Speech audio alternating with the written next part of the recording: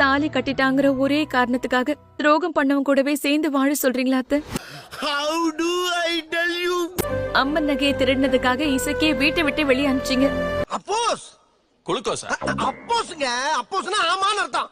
உங்க மருமகன்னு கூட பார்க்காம அவனை காயத்ரி கிட்ட இருந்து பிரிச்சீங்க.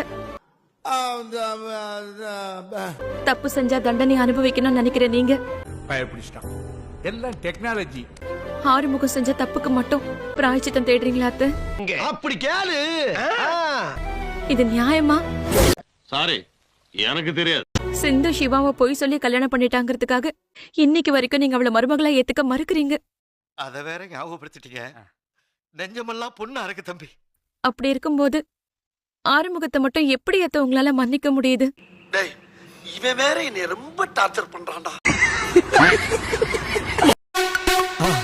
மறக்காம சர்ப்ரைஸ் பண்ணுங்க. தேங்க்யூ.